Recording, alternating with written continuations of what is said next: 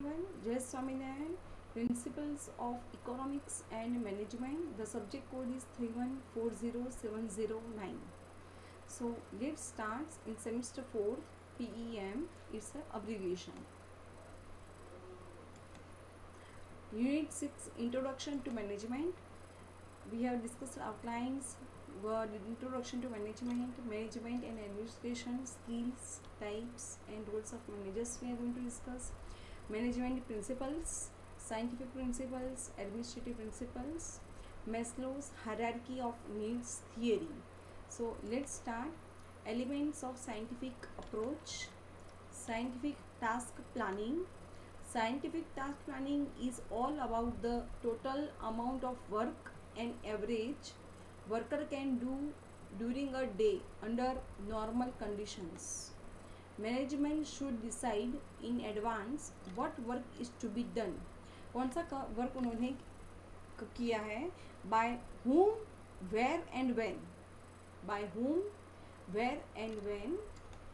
Time study. Number 1 था scientific task planning. Time study. The time study indicates that minimum time required finishing a particular job. The time study would indicate the time taken by workers to finish particular job is being recorded first, and this information is being used to develop standard time. So it's a time study. Motion study. Motion study is useful to find out best order of activity to do a particular job. Functional foremanship. In order to achieve better production control, Taylor has given the concept of foremanship, where the factory has divided into various departments. Each department has in charge of specialized. These functional foremanship playing the role of specialist and provide expert advice to workers. So next, standardization. In scientific management में standard होना जरूरी है. So in scientific management, standards have to be set well in advance for the task, materials, work method, quality, time, cost and working condition. It helps in simplifying the process of production by reducing waste, improving quality of work product and maximum utilization of available resources. Differentiation piece rate system. In order to motivate workers, incentive based wage system has been developed. This concept of piece rate system is based on competence of workers. The competent workers are paid more wages than incompetent one. It also encourages implement workers to improve their performance and achieve their standards. Limitations of scientific approach. Unfair mechanism. Scientific management's main objective is to increase workers' productivity, but management did not share the benefits of increased productivity with workers. Next, depersonalized work. Workers have to do work repeatedly. These generate monotony and boredom. Unpsychological. Number 1 था unfair mechanism, depersonalized works and unpsychological. In scientific management, there is no specific information given that how wages should be distributed.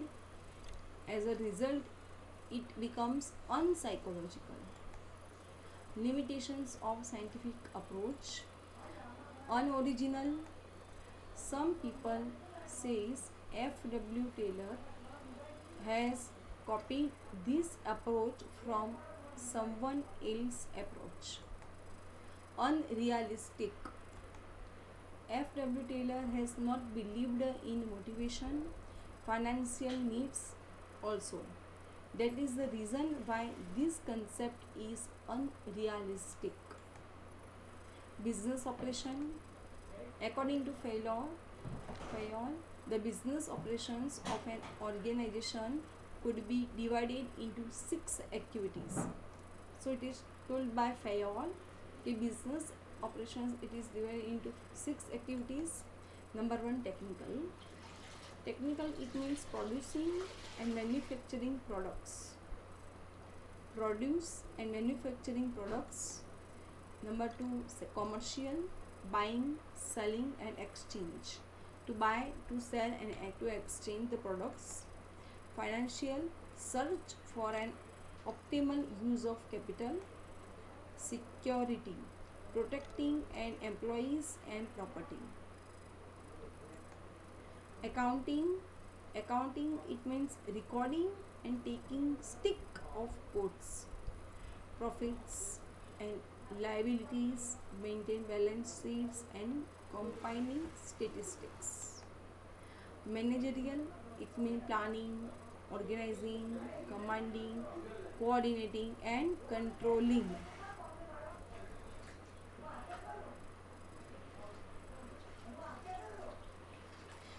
Business operations में हमने देखा there are 6 types of 6 activities: technical, commercial, financial, security, accounting and managerial. Next, principles of management. 14 principles of management given by Henry Fayol. Number 1, division of work. We have to divide the work. Work should be divided with various individuals according to their expertise, skills and knowledge in a particular area. With division of work, it helps individual in acquiring speed, accuracy in his performance also. So we have to divide the work. Specialization leads to efficiency and effectiveness for organization. Authority and responsibility. So principles of management as told by Henry Fayol. Authority and responsibility. Authority was defined by Fayol as the right to give the orders and powers to assign duty. So we have to give orders and powers to those person who must complete the duty and task. Responsibility involves being accountable and is therefore naturally associated with authority. Whoever accepts authority also accepts responsibility. Number 3, unity of command. Subordinates should receive orders and be answerable to one and only one boss at a time. Unity of command provides the enterprise of disciplined, stable and orderly existence. It creates melodious relationship between superiors and subordinates. Unity of direction. According to this principle, efforts of all the members of the organization should be directed towards common goal. Number 5, subordination of individual interests to the general interests. The interests of one person should not take priority over the interests of the organization as a whole.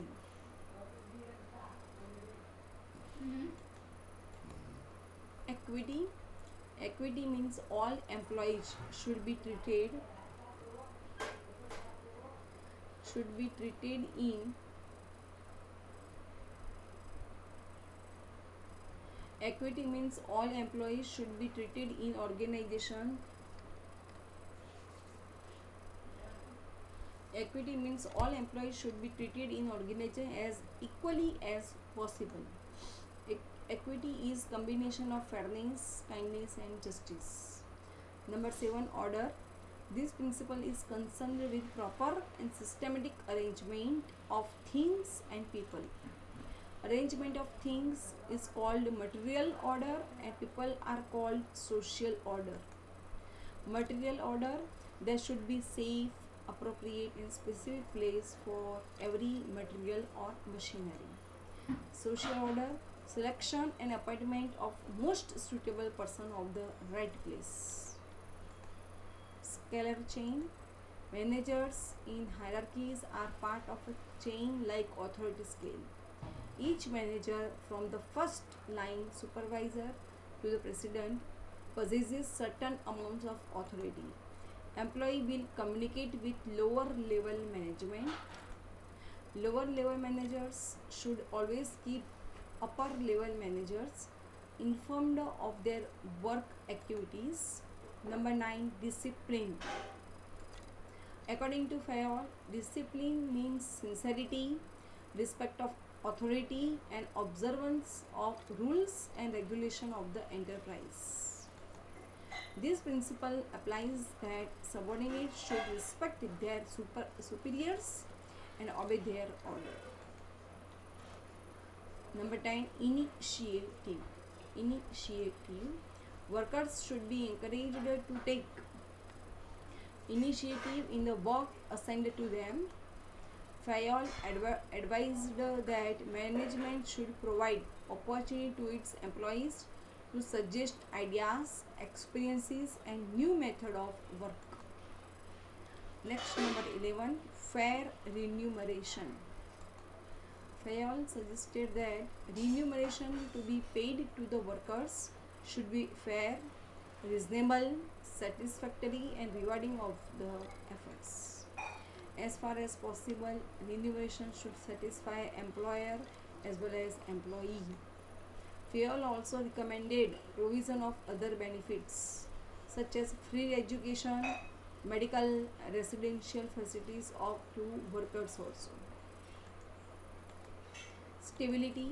Fayol highlighted that employees should not be moved frequently from one job to another. So to be stable there. Stability of tenure of personnel. Retaining productive employees should always be a high authority of management. Recruitment and selection codes, as well as increased product reject rates are usually associated with hiring new workers. Esprit de corps. Management should encourage coordination and general good feelings among employees. Maslow's hierarchy of need theory we are going to discuss.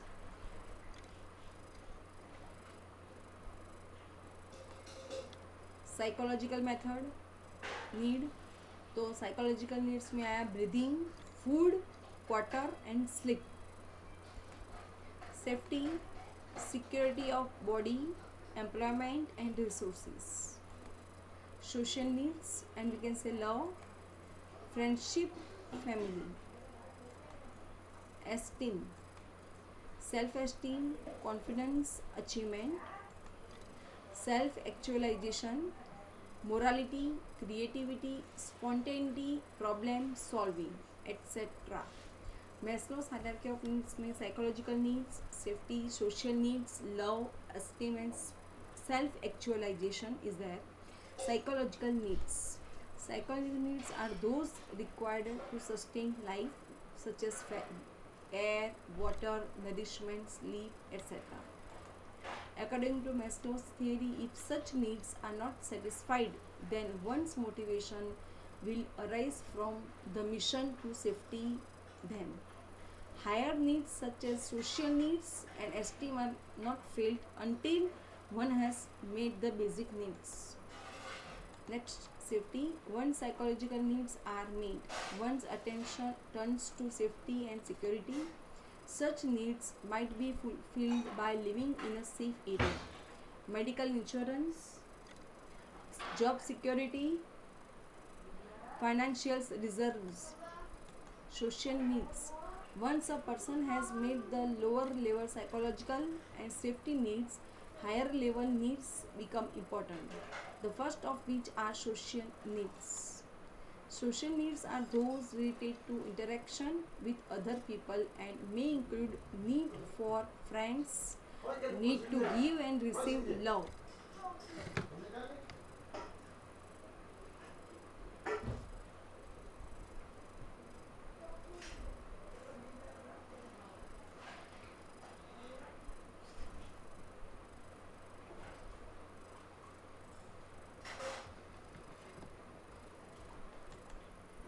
esteem. Once a person feels a sense of belonging, the need to feel important arises. Esteem needs may be classified as internal or external. Internal esteem needs are those related to self-esteem, such as self-respect and achievement. External esteem needs are those such as social status and recognition. Some esteem needs are self-respect, achievement, attention, recognition, and reputation. Maslow later refined his model to include a level between esteem needs and self-actualization, the need for knowledge and aesthetics. Self-actualization. Self-actualization is the peak of Maslow's hierarchy of needs. It is a journey of reaching one's full potential as person. Unlike lower level needs, this need is never fully satisfied. Self-actualized people tend to have needs such as truth, justice, sense, importance, etc. Self-actualized persons have frequent occurrences of peak experiences, which are energized moments of profound happiness and harmony. It is called self-actualization. According to Maslow, only a small percentage of the population reaches the level of self-actualization. Now, qualities of leader: proactive versus reactive. The brilliant leader is always thinking 3 steps ahead, working to his own environment with the goal of avoiding problems before they arise. Flexible, adaptable. How do you handle yourself in unexpected or uncomfortable situations? An effective leader will adapt to new surroundings and situations, doing his or her best to adjust. Respectful. Treating others with respect will ultimately earn respect. Quiet confidence. Be sure of yourself with humble intentions. A good communicator. It is also important, dear all, as a leader one must listen a lot. Leaders have to understand the needs and desires of others. A good leader asks many questions, considers all options, and leads in the right direction. Enthusiastic. Excitement is transmittable. When a leader is motivated and excited about the cause, people will be more inclined to follow. Open-minded. A strong leader will consider all options when making decisions. Well-educated, resourceful, utilize the resources available to you. If you don't know the answer to something, find out by asking questions. A leader must create access to information. Rewarding and brilliant leader will recognize the efforts of others and support those actions. Open to change. A leader will take into account all points of view and will be willing to change a policy, program, cultural tradition that is outdated or no longer beneficial to the group as a whole. Number 12, interested in feedback also. So view feedback is a gift to improve. Evaluation of events and programs is essential for an organization to improve and progress. And brilliant leader will constantly evaluate and change programs.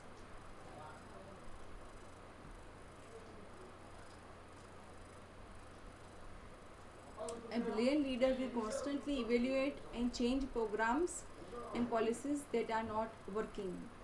Consistent. Confidence and respect cannot be attained without your leadership being consistent.